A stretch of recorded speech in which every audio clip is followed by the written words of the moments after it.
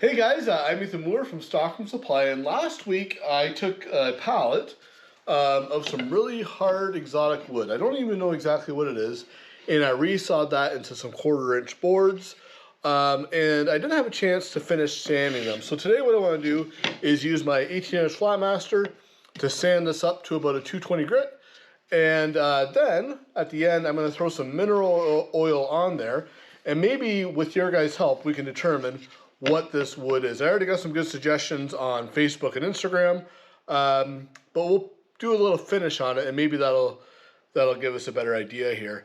Now I'm going to start with an 80 grit on my 18-inch Flatmaster. Now a couple things you're going to notice is when I sand this. Now this is a hard exotic wood of some kind. And generally, hard exotic woods are quite oily. So something you're going to notice, you're not going to really load the sandpaper here. And that's because of the nature of the Flatmaster. When this drum spins, the sandpaper is on Velcro. You got a hook and a loop so the sandpaper lifts off a little bit. So that always gives you an air gap between the sandpaper and the drum. So you make very little heat when you actually sand. So any oils that may be in that wood or any finishes or paint that's on that wood that you're sanding doesn't load the paper. So yeah, let me make a few passes here. This is right off my bandsaw, and we'll finish this board up.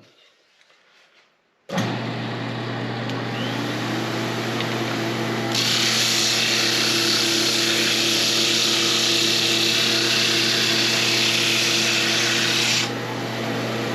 that's one pass. Now, one thing I'm gonna do, I'm gonna get a pencil, and I'm just going to draw a pencil mark on there just so we can see the high and low spots.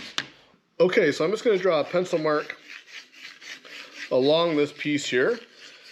Just so that will be easier to see where I'm sanding and where I'm not, and when I got this totally flat here.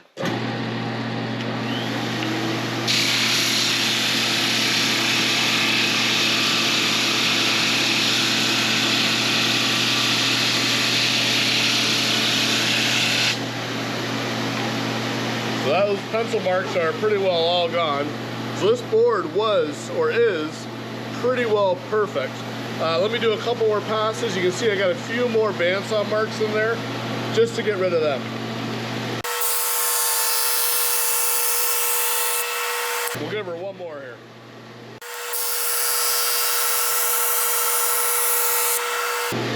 Okay. So now that we got that sanded with an 80 grit, let's go ahead and put a finer grit on the sander. Okay, so I'm actually going to put two different grits on here at the same time. So I got 220 grit and 120. So I'll do probably 3 passes on my 120. Then I'll go right over to the 180. And then we should be good to throw some mineral oil on it and check it out. Whoa. Dust collector.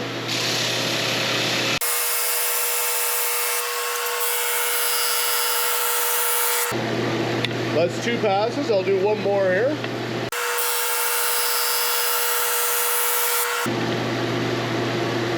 Now let's hit it with the 220 grit. You can hear the difference in my cut there, a lot lighter.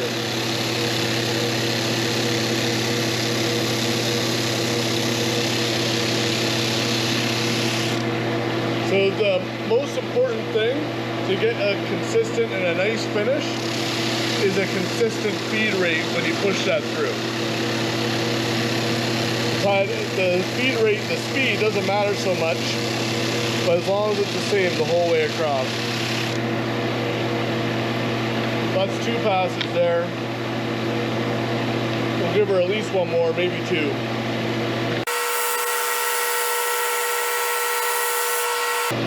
That's pretty good. Okay, so that's finished right out to 220 grit, so that is ready for a finish. So we'll throw some mineral oil on it and have a good look. Okay, we'll put a little oil on here. Oops, it's more than a little. Oh dear.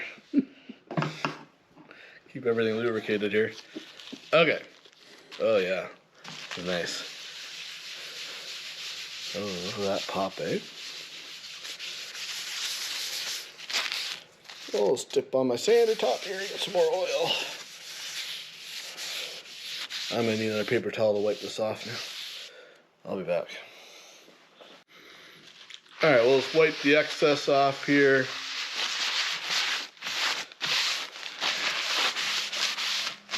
Alright, have a real good look at that, Kate. See if anybody has any guesses what that might be. And if you do, make sure you leave it in the comments. Let me know. Yeah, because I'm kind of curious. Could be from Asia, could be from Australia. All I know, very, very hard. And it's got a really unique grain pattern as well. But it did finish up really, really nicely here. So yeah, if anybody else has any questions, you could email me at info@stockhamsupply.com or just comment on the video. Thanks for watching. Ethan. Yes? While you were doing that, I noticed something. The red dust from this wood is built up on the far side of the sander. Right.